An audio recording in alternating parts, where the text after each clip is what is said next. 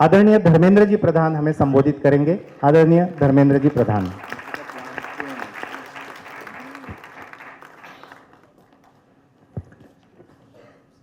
दीपस्तंभ फाउंडेशन की ओर से दिल्ली केंद्र की लोकार्पण मंच की शुभ अवसर पे मंच पे उपस्थित देश की युवा कार्यक्रम और खेल मंत्रालय की आदरणीय राज्य मंत्री मेरे बहन श्रीमती रक्षा खड़से जी, कुछ दिन पहले रक्षा जी श्री महाजन जी को लेके मेरे पास आए थे और इस दीपोस्तंभ मनोबल फाउंडेशन के बारे में मेरे को अवगत कराए। मैं पहले समझा कि ये शायद एक विद्यालय चलाते होंगे, फिर बाद में समझ में आया कि ये हॉस्टल भी चलाते होंगे शायद, या एक हायर एजुकेशन इंस्टीट्यूशन चलाते हैं।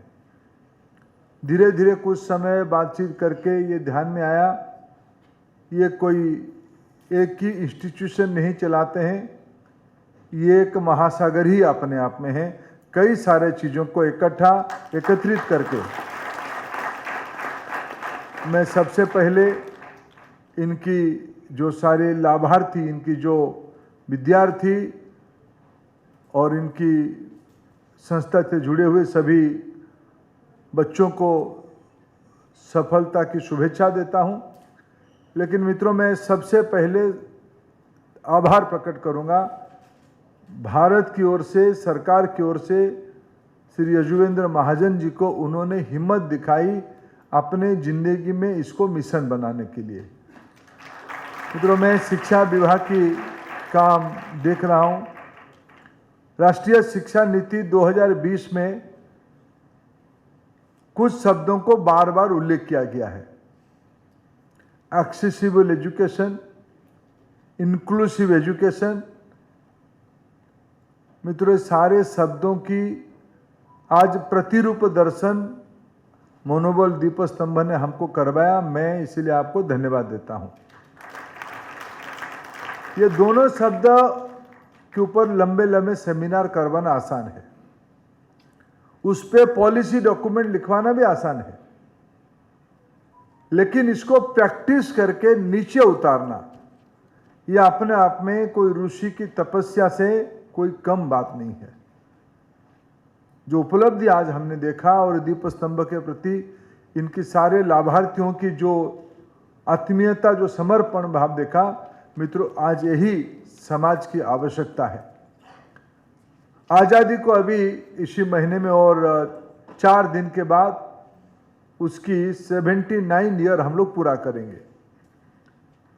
प्रधानमंत्री नरेंद्र मोदी जी ने 2047 तक और 21 साल के बाद, 22 साल के बाद शताब्दी स्वतंत्रता के मनाने के लिए और डेवलप्ड नेशन होने के लिए लक्ष्य रखा है। मित्रों, विकसित देश होने की शर्त ये केवल नहीं है अच्छी अच्छी इमारत बनना, अच्छे सड़कें बनना, हवाई अड्डा बनना और पर कैपिटा इनकम बढ़ना। एक सजग, समृद्ध और सभ्य समाज की ये परिचय है। समाज के सभी घटक सम्मान से जीने की अधिकार की वातावरण बन पाए, ये एक सबसे पहला शर्त होती है। उस दिशा में भी कुछ सामाजिक कार्यकर्ता इसको जीवन की व्रत बनाए हैं, यही सबसे बड़ी उपलब्धि है। मैं अखिल भारतीय विद्यार्थी परिषद का कार्यकर्ता भी रहूं। जब मैंने श्री महाजन जी को मिला और उन्होंने अपना पृष्ठभूमि के बारे में बताया, तो मेरा मनोबल और मेरा आत्मविश्वास और बढ़ा कि नहीं, अच्छे लोग अभी भी दुनिया में हैं और अच्छे काम समर्पण के साथ कर ही रहे हैं।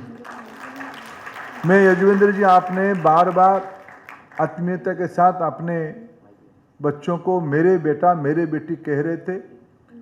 एक शब्द तो माननीय प्रधानमंत्री जी ने खुद दिया है राजेश जी की विभाग को, भिन्नक्षम विभाग को।